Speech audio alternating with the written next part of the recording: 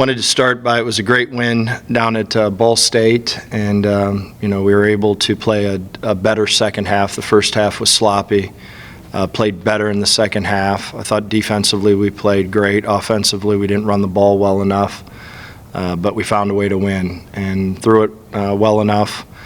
But that's over. Now we get to go play a great football game versus a great opponent. They're the champs.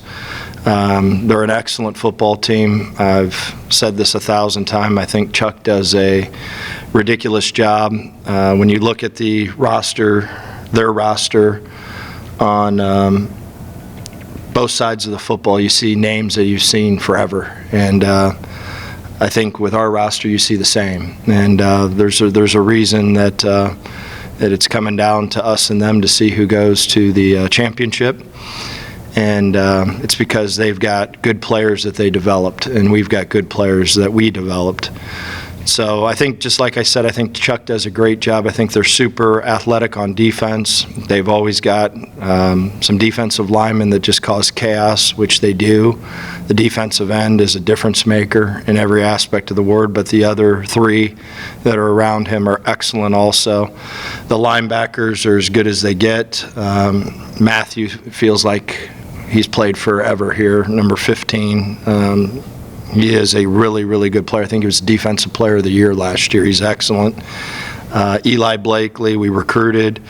Number 13, Strotter, I think he's a difference maker. So they've got a bunch of really good players on defense. Offensively, I think they're as consistent as they get. I think the offensive line is tough, big, athletic. Running backs are excellent. Wide receivers can catch and score.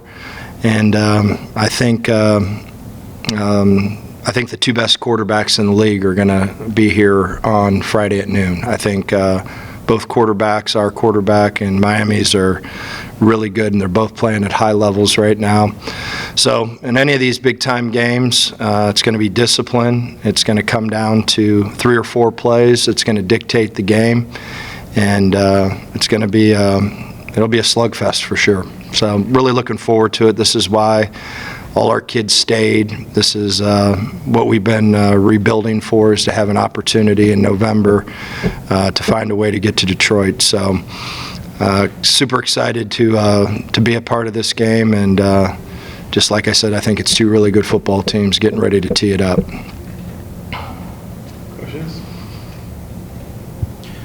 Coach, I guess any update as far as Harold Fannon's status? Yeah, I don't know yet. That's going to be probably a game time decision, and I'm not sure where that's going to go yet. So we'll try to figure that out this week. Like I said, it's unclear right now, and I don't want to say something I don't know right now. You talk about what the injury was? Or? No, I'm not sharing that with anyone. No. Okay.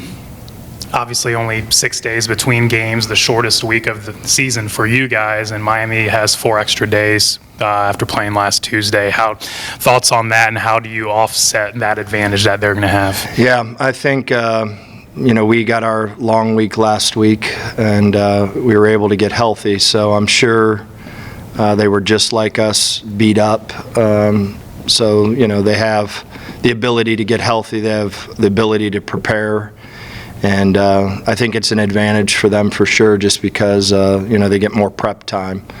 But the fact of the matter is, it is what it is. That's all excuses. That's all things that are out of your control. What we're worried about right now is we're treating this as a Monday still. Tomorrow will be our Tuesday practice, and Wednesday will be our Wednesday practice. That's how we're going to do it. And so our kids are locked in on our routine. We were able to get healthy last week. They're able to get healthy this week. And, that's all irrelevant. It really is. That's an excuse, and we're not going to use an excuse of extra prep time and extra time to get healthy. It is what it is.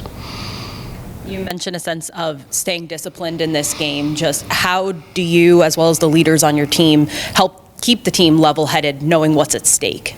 Yeah, at the end of the day, the pressure's got to be at the beginning of the week. Pressure's right now. The pressure's going to be on our Tuesday and Wednesday practice. It's the way we've always approached it. I'm generally not fun to be around early in the week. Our coaches are generally not fun to be around early in the week. And when we get to the end, we put in the work. We generally prep really well here. We do a good job getting in the training room, great job in the weight room, great job of nutrition and sleep. That's going to be the emphasis, which it is every week.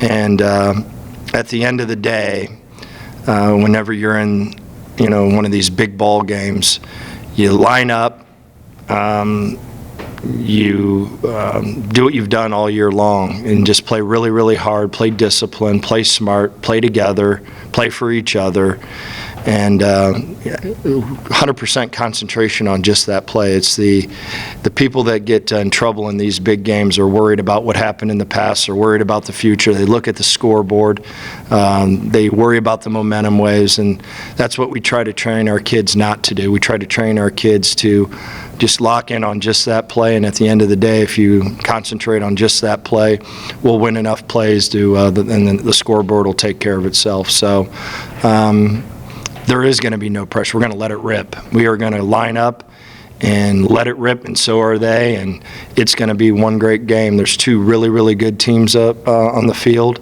and we got to find a way to make one or two more plays than them, and that's what it's going to come down to. These big games at the end, it always comes down to 2 or 3 plays, and on both sides of the ball and in special teams, you can't panic. They're going to make plays, we're going to make plays, and it's having great poise and concentration on that play, because you never know when those 2 or 3 plays are going to show up. And at the end of the day, if they make 2 plays, they win. If we make 2 plays, we win, and that's how this game's going to go. And I know you talked about him a lot after the win, but what does it mean to see Rakeem get recognized as a MAC Offensive Player of the Week today? Oh, was he? Yeah. That's awesome. Yeah, Malcolm and Rock are 2 savages. They put their heart and soul into this. We're thin at wide receiver, and that's for another discussion at a different day, which I'm not happy with. But what they do in practice, what they do on game day, is mind-boggling. It's like we've got an NFL roster right now with wide receivers in terms of we don't have a lot of depth. And what they do day in and day out, all our wide receivers that are playing right now, what they're doing day in and day out is remarkable. So my hat's off to them, and Melk's day is coming too here now. I mean, Malcolm's day is coming. He's always been consistent, 3, 4, 5 catches, but his time is coming here soon. You kind of talked about Connor in the start there, the opening statement, but he's just been so good since the Old Dominion game. Has not turned over the ball since then. 2 touchdown passing games in the past 5. Can you talk about his progression throughout the year and how he's played in the back end of the schedule? Yeah, I think just like I said, I think Connor's excellent. You knew as soon as we got done, actually the big transition really occurred after this game. Last year we went down, we did not play well offensively. Connor was put in some bad decisions, made some poor decisions, and missed a wide open touchdown on the 3rd or 4th play of the game. And from that point forward, he became super disciplined. And from that point forward, he bought into taking the right footwork with the right body position, getting his eyes where they need to be, and is really from that point forward has really played at a high level. And I think this year he's improved even more. He's disciplined, he's tough, he's smart. He simply takes the right footwork with the right body position. He stays on rhythm. And, he goes from 1 to 2 to 3 to 4 to 5 and hits his first open receiver. And, he's going to have to be a tough guy in this game. Both quarterbacks are going to have to be tough.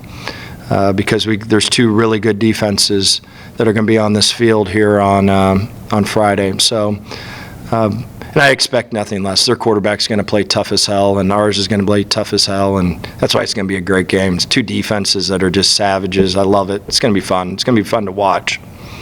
And speaking of the defense, Joseph Sipp Jr. really feels like he's taken a step up past a few games. Seems like he's all over there on the defense. Can you talk about his play this season and just how the defense has tightened up the past few weeks? Yeah, I think the defense has played excellent. I think they've gelled well. I think our defensive front has played well. And obviously when the defensive front's playing well, everything falls into place. So I think our linebackers, very similar to their backers, are excellent football players. They played a lot of ball. Joe Sipp is playing at a high level, very instinctive. Whenever his eye discipline is on point, he's really good. And he has been. Back end's doing well, and we're going to have to play great defense. I mean, we got to match their defense. Their defense is excellent, and we've got to match it. And then, the two offenses have got to take care of the football, and it's going to come down to who protects the ball the best and who makes the 2 or 3 more explosion plays to win the game. So. It's going to be a really fun game to watch. Detroit has been a goal for you guys well before this season kicked off. What does it say about this program to put yourself in this position? Yeah, when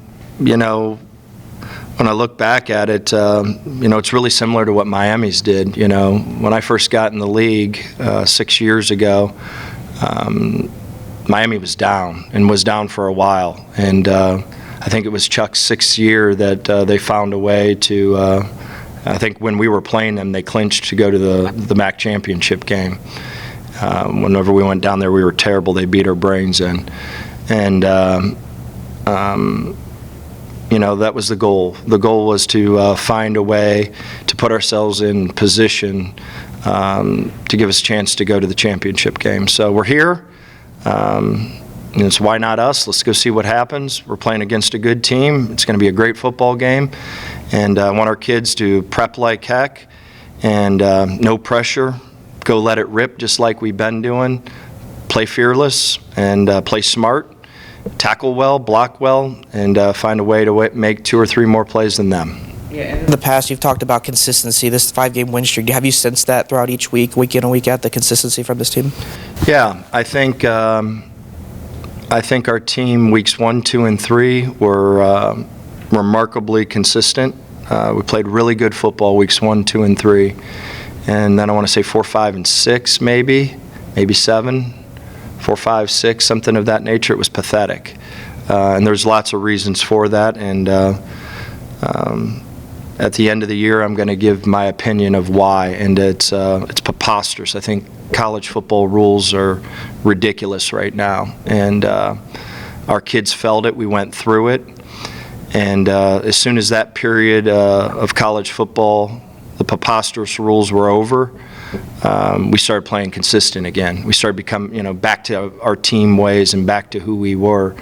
But some of the stuff that was done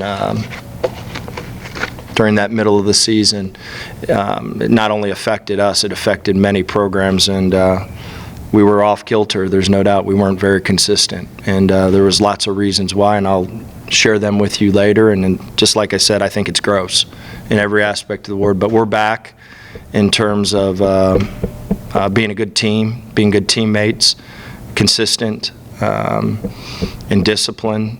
And heck, if I was an 18 to 22-year-old kid and the rules were laid out the way that they were laid out, I would be inconsistent too.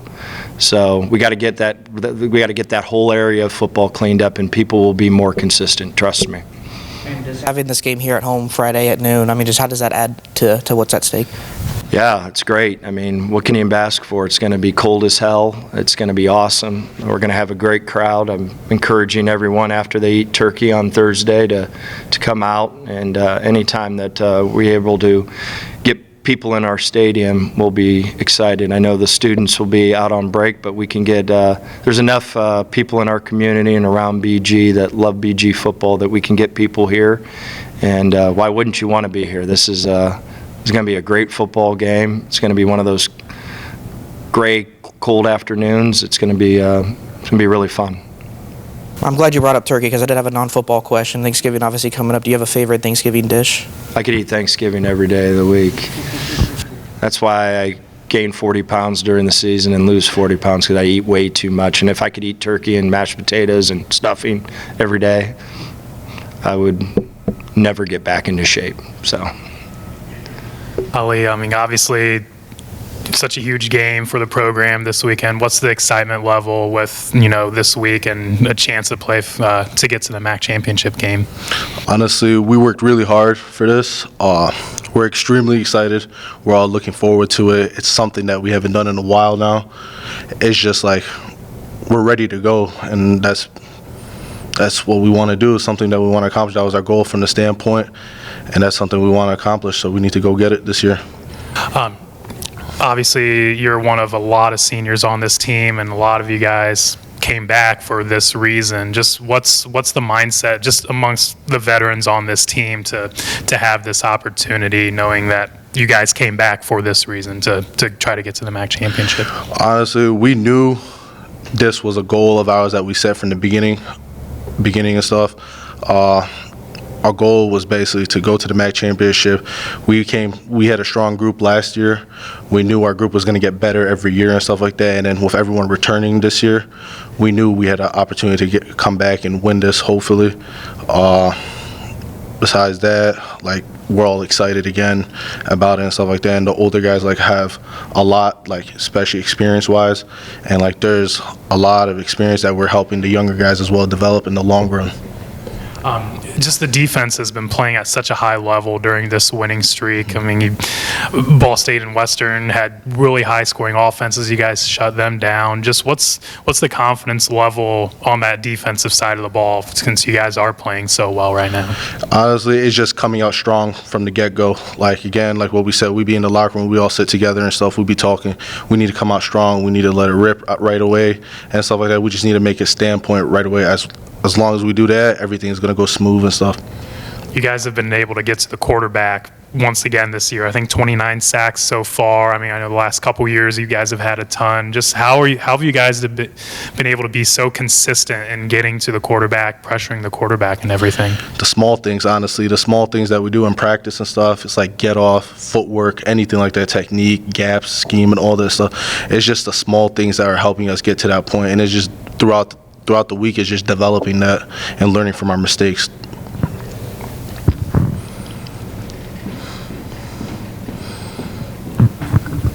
You mentioned the excitement of getting to this point, also the experience that the team has being older. How do you think that'll help keep you guys also level-headed in such a big moment, knowing what's on the line? It's just every week is a different week for us and stuff. So our goal is just to stay focused, watch film, understand who's our opponent and stuff. Again, they're both good on offense and defense. They're a really good team. They're well coached and stuff. It's just basically us doing our job and taking a step ahead and catching up to everything that they've been going through and what we need to understand what's coming up against us. You talk about understanding your opponent. What have you seen or kind of understood so far about the challenges that Miami presents offensively? Offensively, they're honestly a great team. They're well coached again. They have a great quarterback, phenomenal running back, and offensive linemen. They do their job. They work great as a unit and stuff. It's just, for us, we just need to take that step and understand who's our next opponent, and we need to understand it's not someone light that we're going against. It's a competition, especially every week for us. Throughout the past month, really these 5 games, I mean, what's impressed you the most about what this team has put together on the field, and what's kind of been that catalyst to this late surge for you guys? Honestly, it's just coming out strong, just playing really hard, coming out strong and stuff. Again, as I said, the small things for us matters, and we just need to develop those throughout time, small mistakes and stuff like that.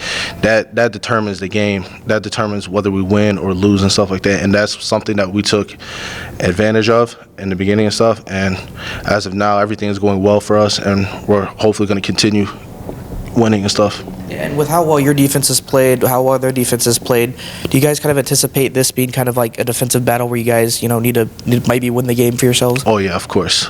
They're both great again on offense and defense. Their defense, I know some of their defensive linemen have left and stuff, but their secondary, their linebackers and stuff, they're great players. But of course, it's going to be both ways for sure. Any more questions? Can I ask my holiday question? If that's all right. Hey, Thanksgiving obviously is coming up the day before your game. Your favorite Thanksgiving dish? Ooh, that's a good one. Banana pudding, for sure. Banana pudding for sure. Malcolm, just what's the excitement level with the team knowing that, it's come down to this, the final week of the regular season for a spot in the MAC championship game? I think it's so much excitement. We've been working so hard, through fall camp, through summer workouts. This season has been a lot of emotion. So just knowing that, we have an opportunity to do something special for BG culture, BG history, for the fans here, for each other, is amazing. There's a lot of players on this team that came back in return for this reason. This is your first year at BGSU. What have you learned from those players that have returned about just what this program's trying to accomplish, where this program came from after some really tough times? What have you maybe learned from these players that have been here? I think that so much history has been here from BG, learn how Coach Lefty has really shifted the culture here. Just hearing some of the stories that I can't repeat, obviously, but, just some of the stories, it was like, man, that's crazy that, where BG was and then where it's at right now, it was just so amazing to hear. So really just that embracing that culture has really been big for me.